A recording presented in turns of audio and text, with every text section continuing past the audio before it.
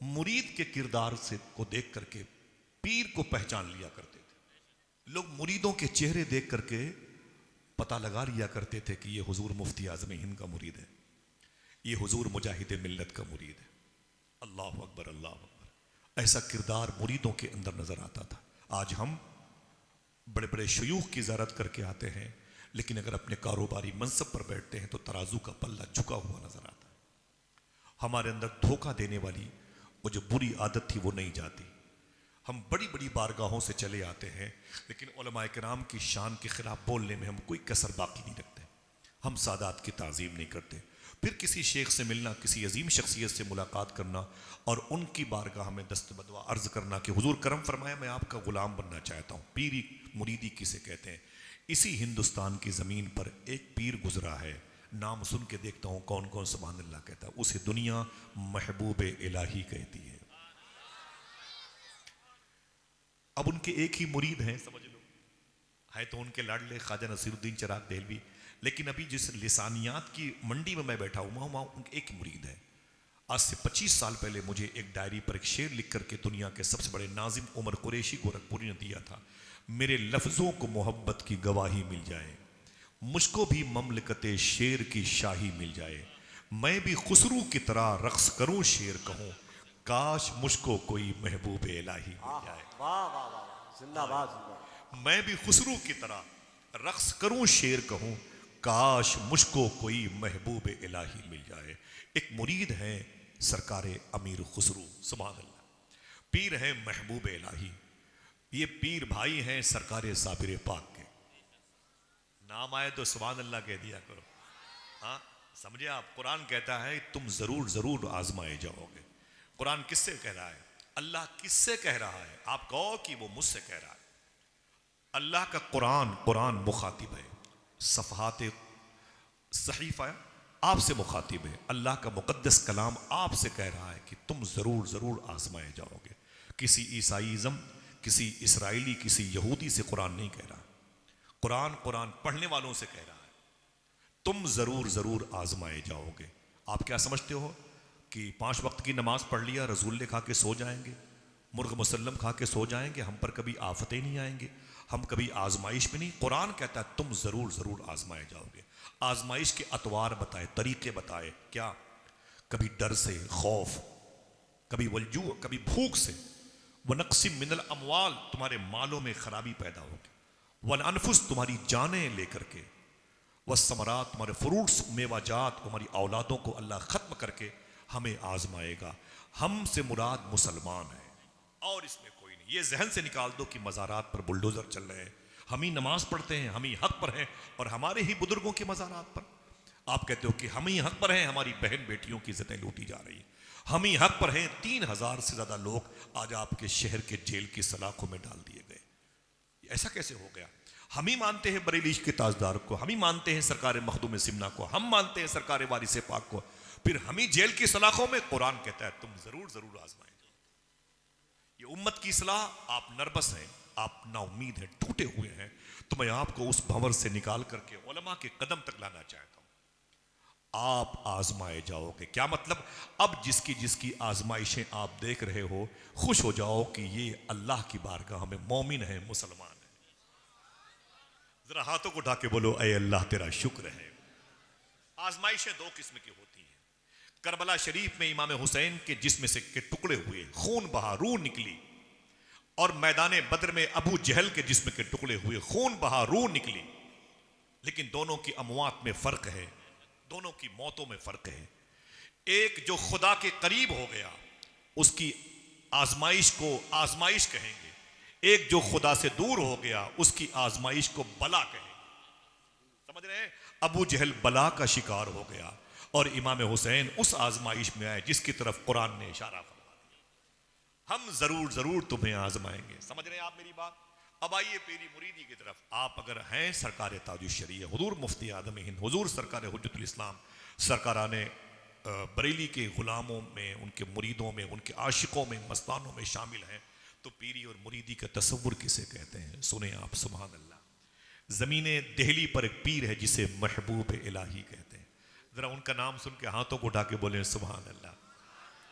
ان کی بارگاہ میں اعلیٰ حضرت سرکار بھی تشریف لے گئے، سبحان اللہ۔ انہی کے قدم پہ امیر خسرو لیٹے ہوئے ہیں، اور امیر خسرو کی بارگاہ کے قریب میں سلسلہ قادریہ برکاتیہ رضویہ کے شیخ مخدوم بہاؤالدین شاہ انصاری شتاری کے مرید اور خلیفہ سرکار ابراہیم ایرجی لیٹے ہوئے ہیں، جن کے بارے میں روز آپ ان کی دعاؤں پر آمین کہتے ہیں۔ بہر ابراہیم مجھ پہ نعرے غم گزار کر، بھیگ دے داتا بکاری بادشاہ کے واسطے۔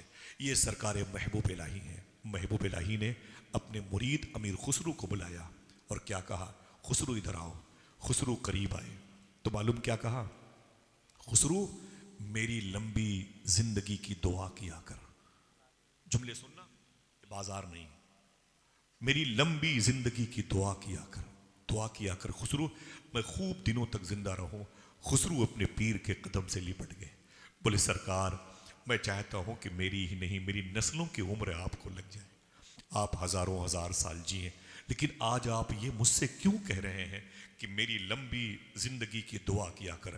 جو سمجھے گا وہ سبحان اللہ کہے گا۔ امیر خسرو سے محبوب الہی نے کہا تھا، اس لیے تجھ سے میں کہہ رہا ہوں تو میری لمبی زندگی کی دعا کیا کر، اس لیے کہ تو مجھ سے اس قدر محبت کرتا ہے، جب تک میں زندہ ہوں تب تک تو بھی زندہ رہے گا۔ آئے آئے اللہ اکبر۔ مفتی صاحب قبلہ بیٹھے، علماء کرام، جملہ میں ریورس کرتا ہوں، میری باتیں خاموشی سے ہوتی ہیں اور آپ خاموشی سماعت کر۔ کیا کہا؟ جب تک میں زندہ ہوں تب تک تو زندہ ہے۔ خسرو سن، اگر میں دنیا سے گیا تو بھی دنیا میں رہ نہیں پائے گا، میں گیا تو بھی نکل لے گا، میری جدائی تجھے برداشت نہیں ہوگی، میرا فراق تو سنبھالنے کے پوزیشن میں نہیں ہے۔ اے خسرو سن، میری لمبی زندگی کی دعا کیا کر تاکہ اللہ مجھے سلامت رکھے، اللہ تجھے بھی سلامت رکھے۔ اپنے پیر کی محبت اس قدر دلوں میں سموئے ہوئے تھے کہ محبوب الہی نے کہا تھا اگر شریعت اجازت دیتی تو میں اپنی قبر میں اپنے خسرو کو ساتھ لے کے جاتا۔ کون ہے امیر خسرو؟ پہلے بات تو سمجھے۔ اورنگزیب عالمگیر کی بیٹی روزانہ رات کو سیکورٹی کو ہٹا کر کے پردے میں محبوب الہی کے روضہ شریفہ پر حاضری دیتی تھی، سرکار محبوب الہی کی بارگاہ میں حاضری دیتی تھی۔ اور ایک دن رات کا آخری وقت تھا اور ٹمٹماتا ہوا چراغ جل رہا تھا، دو عظیم بزرگ مزار محبوب الہی کی طرف آگے بڑھے۔ اس خاتون نے اپنی آنکھوں سے آنسو جاری کیے تھے اور دیکھا ان روشن چہروں کو کہ زیارت کرنے کے لیے آئے ہوئے ہیں، سلام کر لیا۔ ان میں سے ایک بزرگ نے فرمایا بیٹی تو کون ہے، کیا چاہتی ہے؟ کہا حضور محبوب الہی کی بارگاہ میں ایک دعا کے لیے آئی ہوں۔ کہا کیا؟ دل کہے تو بولنا سبحان اللہ۔ کہا شیخ عبد القادر جیلانی کے روضے پہ جانا چاہتی ہوں۔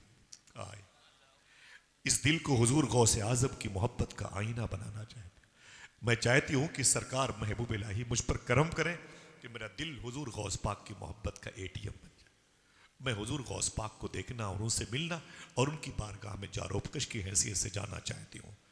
آنے والے بزرگ نے فرمایا اے بیٹی جس شیخ عبد القادر جیلانی کی بارگاہ میں تو جانا چاہتی ہے وہ یہ میرے بغل میں کھڑے ہیں۔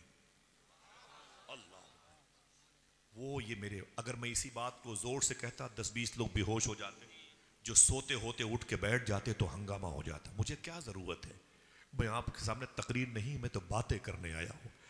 کہا وہ جس شیخ عبد القادر جیلانی سے تو ملنا چاہتی ہے میرے بغل میں کھڑے ہیں۔ وہ کہتی ہے میں تو ڈر گئی، اس ذات کو دیکھا تو حضور غوث اعظم مسکرائے۔ کہا بیٹی تو مجھ سے ملنا چاہتی، میں تیرے سامنے ہوں، اور یہ بتا تو یہاں کیا کرنے آتی ہے؟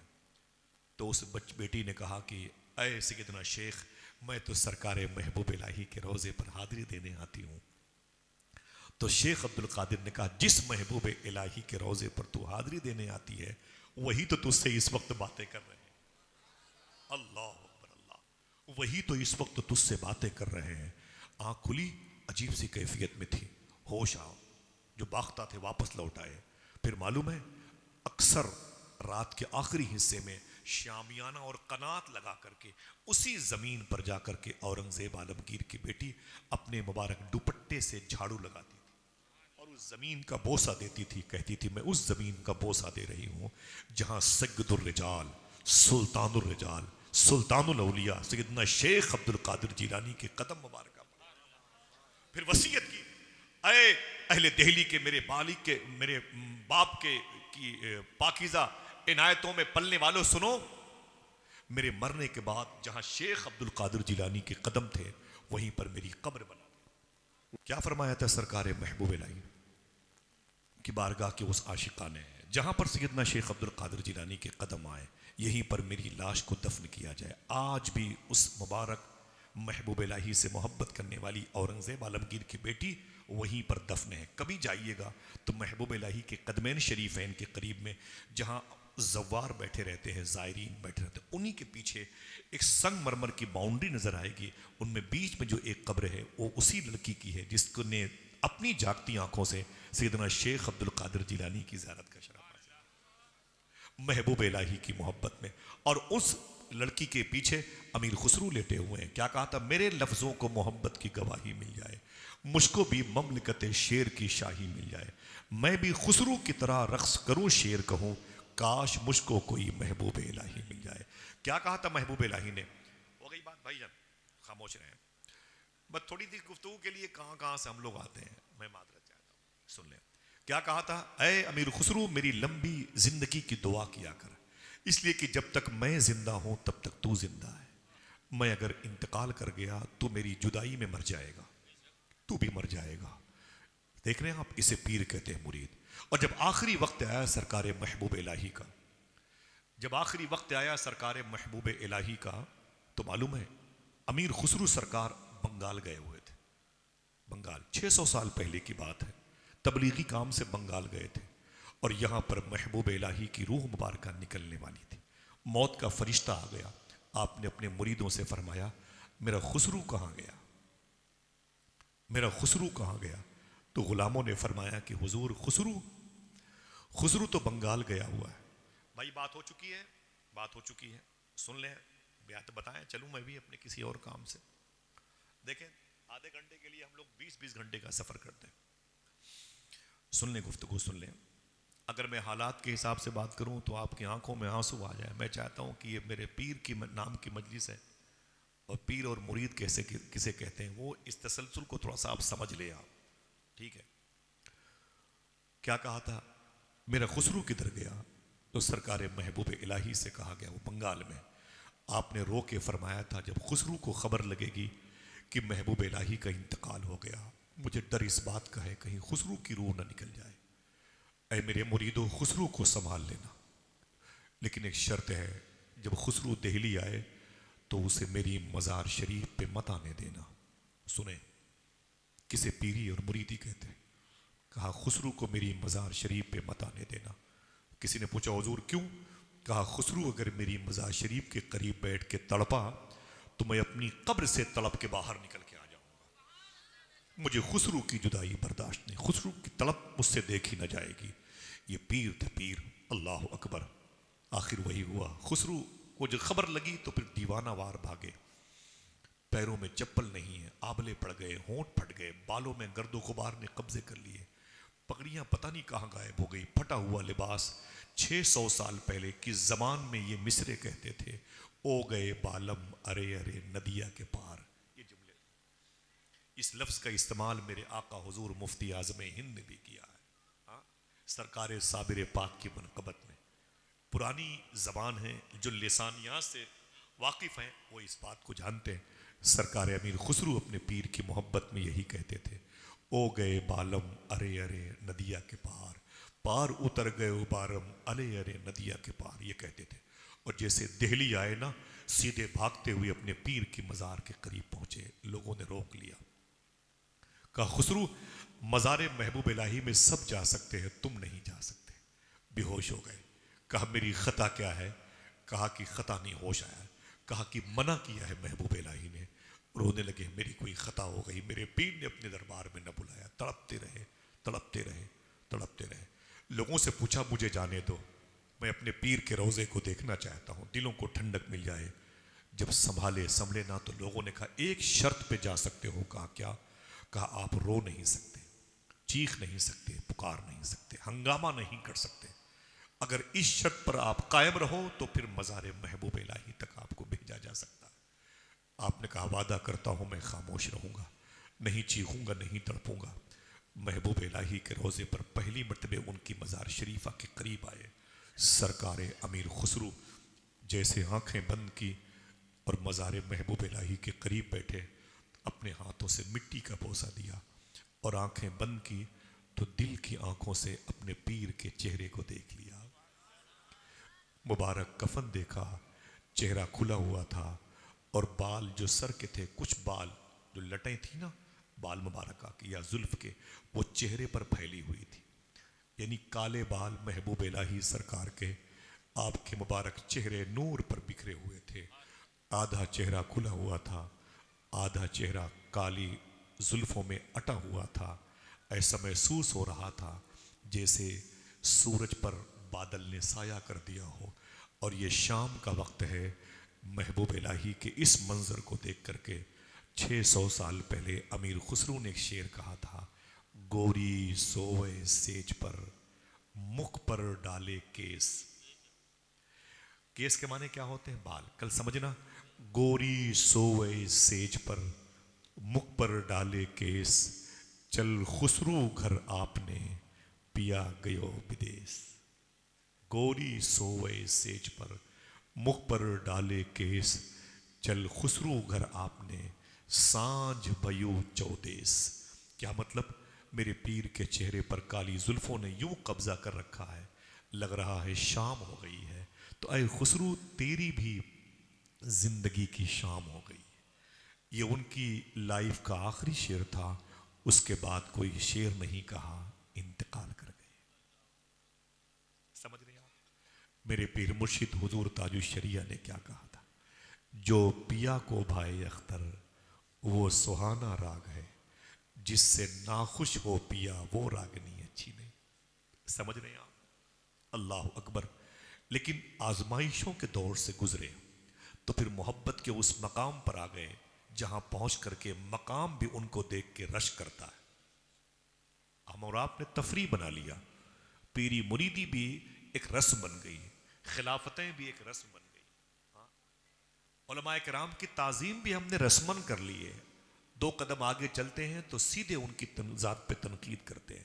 میں پھر گزارش کرتا ہوں, اگر یہ سرکار تاج الشریعہ کے عاشقوں کی محفل ہے تو پھر بتاتا ہوں کہ پیری اور مریدی کسے کہتے ہیں.